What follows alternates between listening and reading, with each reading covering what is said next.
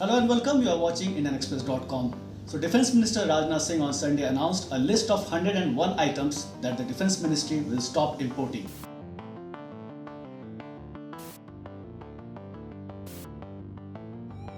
इसका मतलब ये है कि इंडियन आर्म फोर्स यानी आर्मी, नेवी और एयरफोर्स इन सारे आइटम्स को बाहर के मैन्युफैक्चरर से इंपोर्ट ना करके डोमेस्टिक मैन्युफैक्चरर से प्रोक्योर करेगी.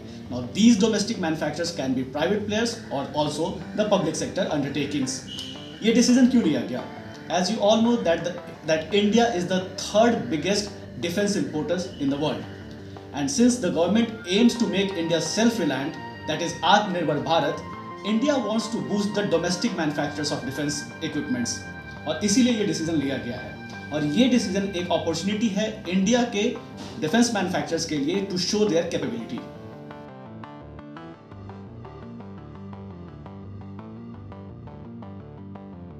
गवर्नमेंट के इस 101 आइटम्स के लिस्ट को नेगेटिव इंपोर्ट लिस्ट भी कहा गया है और इस लिस्ट में सिंपल आइटम से लेकर के एडवांस टेक्नोलॉजीज भी शामिल है. The items include water jet fast attack craft to survey vessels, pollution control vessels, light transport aircraft, GSAT-6 terminals, radars, unmanned aerial vehicles, some rifles, artillery guns, bulletproof jackets, missile destroyers, etc.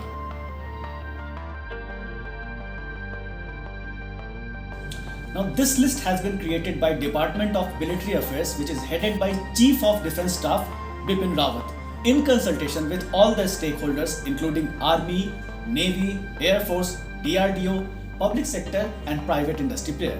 The government has said that the list is likely to grow as more such equipment of import embargo would be identified progressively by the DMA. सवाल उठता है कि ये embargo कब implement होने वाला है? Well, the government has planned to implement this embargo from 2020 December to 2024.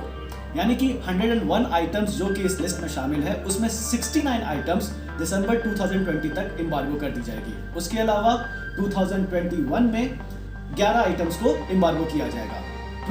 12 items are likely to be embargoed by 2023, another 8 by 2024 and one item, that is long range land attack cruise missile, will not be allowed to be imported from December 2025. Now, before pushing for Atmanirbhar Bharat, the Modi government in 2014 announced Make in India scheme to develop the indigenous defense industry, but unfortunately that failed to achieve its target, and that is why the latest decision raised many questions. आपको बता दें कि 4 लाख करोड़ के project को अगले 5 से 6-7 साल में डोमेस्टिक मैन्युफैक्चर को देने की बात की कही गई है, लेकिन मेक इन इंडिया स्कीम के तहत भी 3.5 लाख करोड़ का प्रोजेक्ट जो है वो डोमेस्टिक मैन्युफैक्चर को दिया गया था, बट ये सारे प्रोजेक्ट अभी स्टक है. इसके अलावा एक बड़ा कंप्लेन जो है डोमेस्टिक मैन्युफैक्चर का वो ये है कि आर्म फोर्सेज जो है वो उनके बनाए इक्विपमेंट को प्रोक्योर नहीं करती है. बट सिंस अब एक एम्बार्गो अप्लाई किया जाएगा इंपोर्ट करने में इक्विपमेंट्स के बाहर की कंट्री से, तो डोमेस्टिक मैन्युफैक्चर के लिए ये जरूर फायदा है कि आर्म फोर्स के पास आपको और कोई ऑप्शन नहीं है डोमेस्टिक मैन्युफैक्चर के प्रोडक्ट को प्रोक्योर करने के अलावा.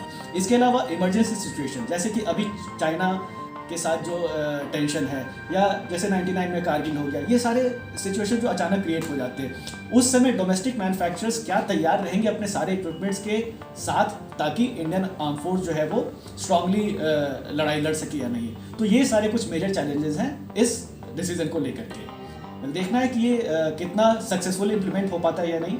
That's all for now. For more news update keep logging on to IndianExpress.